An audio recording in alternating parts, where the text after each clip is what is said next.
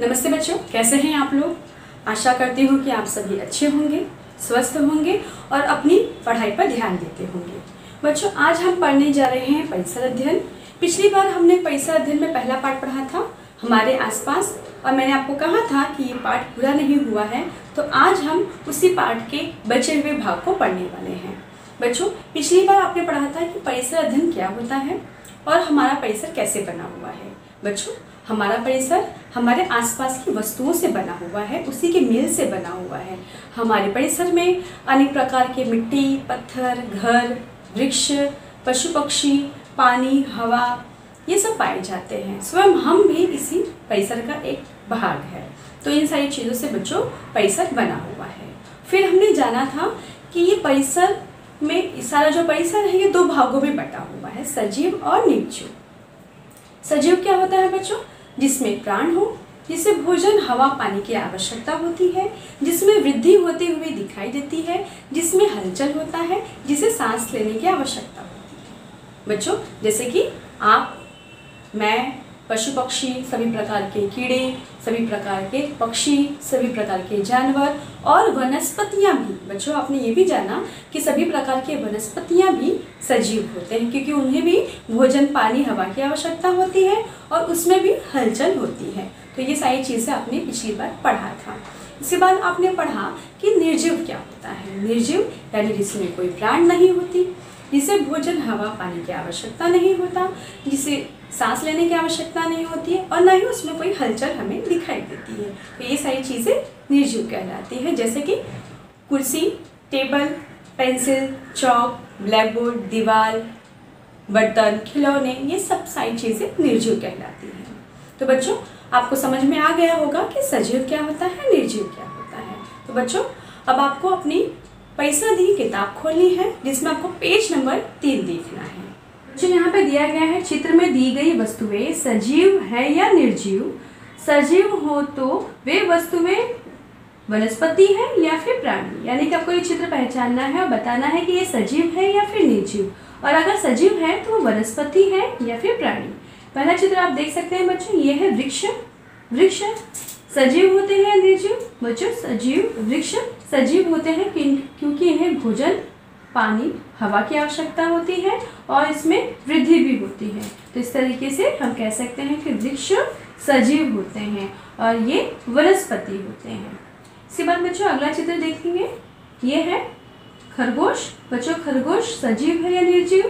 खरगोश सजीव होता है क्योंकि इसे भी भोजन, पानी और हवा की आवश्यकता होती है और ये एक जगह से दूसरी जगह पर जाता है, यानी कि खरगोश सजीव है।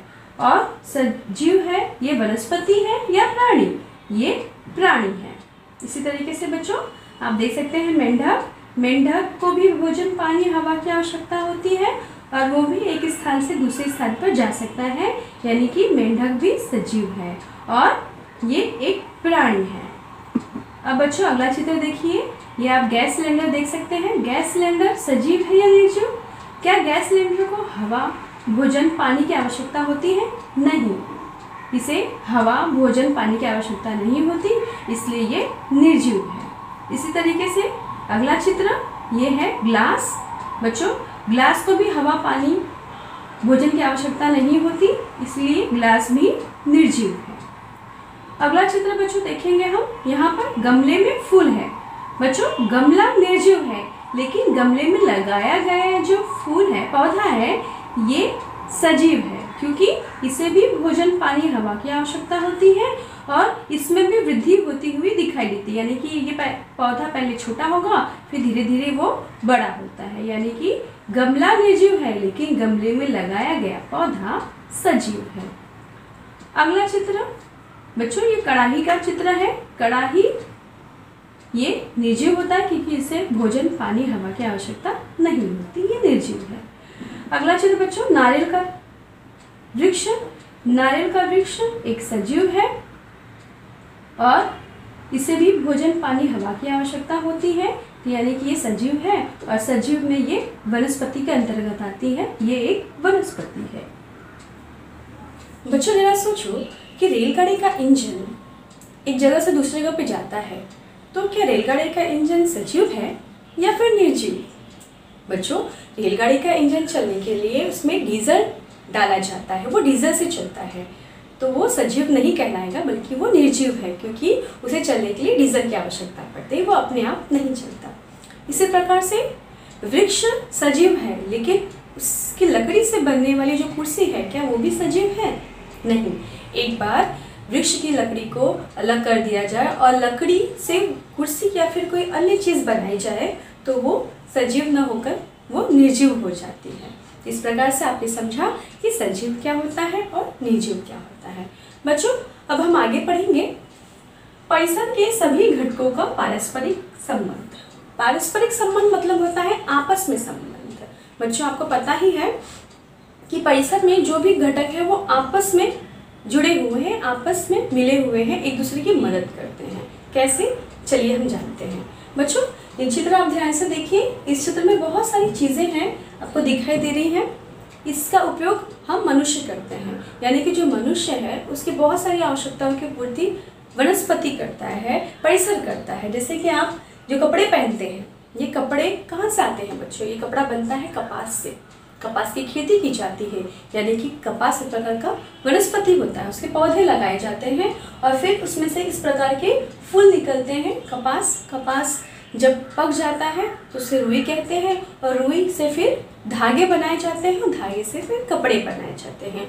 इस तरीके से कपड़े बनाए जाते हैं। ठीक इसी प्रकार से ठंड में जो हम स्वेटर पहनते हैं बच्चों, वो ऊन से बनाया जाता है। अब वो ऊन कहाँ से मिलता है? हमें मिलता है भेड़ के बाल से। आप भेड़ देखे हैं? उसके शरीर पर सफ़ेद सफ़ेद रंग के बाल होते हैं, तो उन्हीं बालों को निकाल दिया जाता है और फिर उनसे ऊन बनाया जाता है, उनसे फिर स्वेटर बनाया जाता है और उन स्वेटर का इस्तेमाल हम ठंड से बचने के लिए करते हैं। और इसी तरीके से हम परिसर में पाए जाने अन्य वस्तुओं का भी इस्तेमाल करते हैं, जैसे कि टोकरी बनाते हैं, चटाइयाँ बनाते हैं, वृक्ष से हम कुर्सी बनाते हैं, पेपर बनाते हैं, कागज़ बनाते हैं, पेंसिल बनाते हैं, रबड़ बनाते हैं। तो इस तरीके से बहुत सारी चीज़ों का इस्तेमाल हम परिसर से ही करते हैं। इसी प्रकार से बच्चों, हम घर बनाते हैं, उसमें भी मिट्टी, पत्थर, लकड़ी की आवश्यकता पड़ती है और ये सारी चीज़ें हमें मिलती है परिसर से। बच्चों, आपने कभी पक्षियों को देखा है घोंसला बनाते हुए? वो घोंसला जब बनाते हैं तो घोंसले में जो लगने वाले जो सामान होते हैं उसे कहाँ से मिलती है?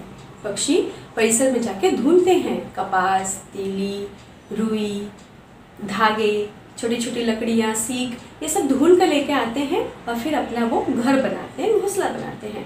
तो इस तरीके से मनुष्य ही नहीं बल्कि और भी जो सजीव है उनकी भी आवश्यकताओं की पूर्ति हमारा परिसर करता है। तो इस तरीके से परिसर हमारी आवश्यकताओं को पूरा करता है।